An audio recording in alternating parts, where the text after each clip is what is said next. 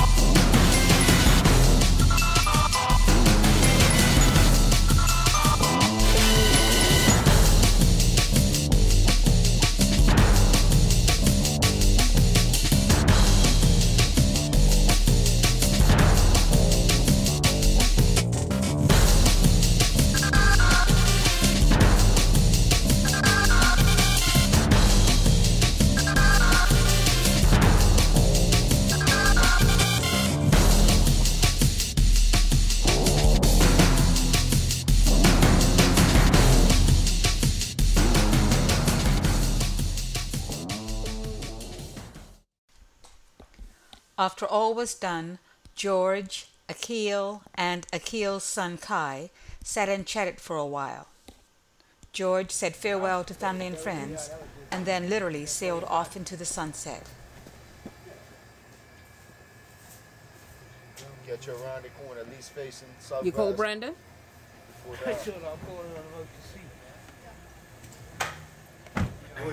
before you get out of line of sight. You get Papa a hug? You get Papa a hug? Go ahead. Shit! Tell those guys I'm timing, man. You're pulling the car before you want.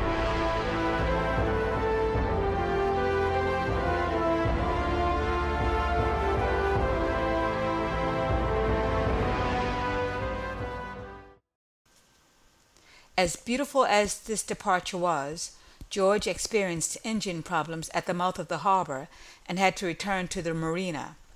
He left the island 5 days later on the 19th of April 2009. When George was 570 miles southeast of Bermuda, he ran into difficulty. He thought his battery had died. He was lucky because a passing container ship, Olaf Maersk, came to his rescue.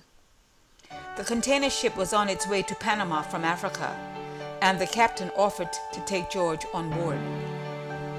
But George was unwilling to abandon Endurance II, so he accepted a 12-volt battery from the captain, hoping that this would solve his engine problem. Meanwhile, George's wife, Brenda, was very worried because he was 2 weeks overdue. She contacted George's family here in Bermuda, stating that she wanted to call in the U.S. Coast Guard. Akil and Jonette wanted to wait a bit longer, since Jonette had had a conversation with George about this very topic just before he left the island. So what, George? Give you 7 days, 8 days to get down there. After 13, Cold Harbor Radio. Okay. George and his friends laughed about calling the Coast Guard, but the irony is he was 2 weeks overdue. That evening, Gary Moreno, news anchor for ZFB-TV, reported that the U.S. Coast Guard was searching for an unidentified Bermudian sailor who was lost at sea. Good evening, everyone. It's Monday, May 18th. I'm Gary Moreno, and thank you for joining us tonight. Two U.S. Coast Guard rescue planes are crisscrossing the high seas at this hour in search of a local sailor who was last seen in international waters some 2 weeks ago. The experienced sailor, who has not been identified, left Bermuda on the sailing vessel Endurance 2 in middle of April for the Caribbean island of St Vincent and was last seen in early May.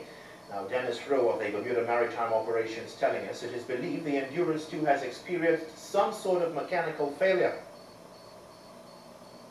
We have a report that the Endurance 2, a local boat, 26-foot sailing vessel with one person on board, departed Bermuda on the 19th of April, bound for St Vincent. We've just recently, in the last few days, we received a report of the sailing vessel sighted about 570 miles down to the southeast of Bermuda on the 4th of May, which is 2 weeks ago today. The sailing vessel was approached by a tanker who offered him the assistance of a battery. He requested a 12-volt battery so he could get some of his electronics going and his engine running. Otherwise, he didn't require any further assistance. A battery was passed to him, and no further communication occurred from the vessel since before 2 weeks ago. So, following a request from the family, or notification from the family that the vessel was overdue on a trip to St Vincent, we have spoken with our colleagues in San Juan and Puerto Rico, and also with the Rescue Coordination Center in Miami, who have initiated the search based on the last known position. They had a C-130, a fixed-wing aircraft, searched the area yesterday with nothing found. And they now have two C-130s on scene today searching. One has come out of Puerto Rico, and the second aircraft has come out of New York, and he's running down the east coast, making call out to the vessel, seeing if he can locate them. The very next day, the Royal Gazette identified the missing sailor as George Lambert and reported that the Coast Guard had called off the search. Despite this heart-wrenching news, family and friends remained confident that George was okay. In a series of emails circulating amongst cousins, Robin Brown wrote, "I'm sure he'll be just fine."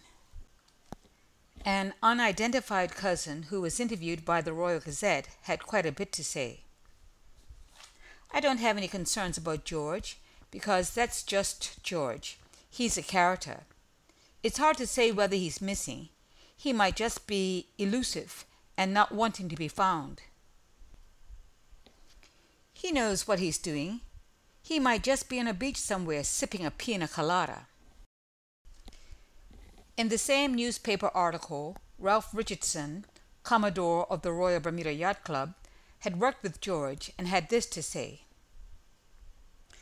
"He is certainly a very experienced and skilled yachtsman. He is a very capable captain and has spent a lot of time at sea, so I suspect he is okay. He is quite resilient. I know he loves being at sea."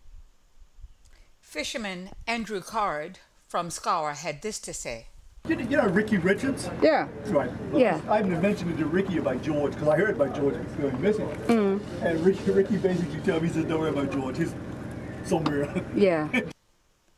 I even found an online forum called Bermuda Rocks that sent premature condolences to family and friends. Later, when George turned up in Anguilla, another writer contributing to the forum had this to say: "Yeah, Mike, apparently he is an excellent sailor.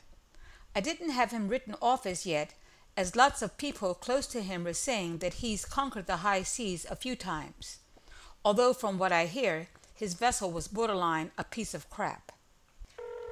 Akil and family were overwhelmed with telephone calls at home and at work. The tension was building. George was oblivious to all that was going on. He had received a battery from the captain of Olaf Maersk, and probably felt some sense of relief. But the battery didn't work, and he later discovered that the problem was with his starter motor. George was forced to rely on his sails, which were in poor condition. The light breeze didn't help either, as George drifted in an easterly direction away from land. He told me he was moving at 2 knots a day. Somehow he managed to limp into sandy ground in Willow. On Friday, 23rd of May, at 7:30 a.m., family and friends would soon receive news that he was alive and well.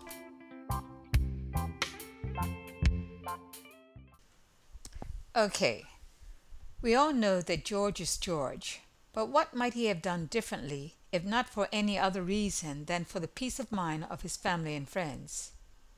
There's no doubt that George is an experienced sailor. He had plenty of food and water. He also had a GPS, a VHF radio, a cellular phone, and a lifeboat.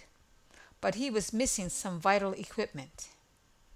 In a discussion I had with an officer at the Bermuda Maritime Operations, he said that George should have had a single sideband with radio, a satellite phone, and an emergency positioning indicating radio beacon called an EPIRB. And it's programmed in there and all pertinent information about the boat, the size, everything. So it'll be an individual location. one. Okay. And in the event that this thing is activated, it is known before anybody even starts looking who this boat belongs to and everything. Yeah. Unfortunately, these are all expensive pieces of equipment, and George was unable to afford them.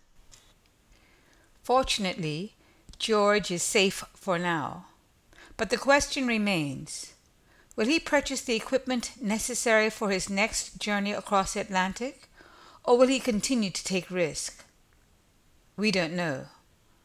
But we do know one thing for sure, and that's George is George.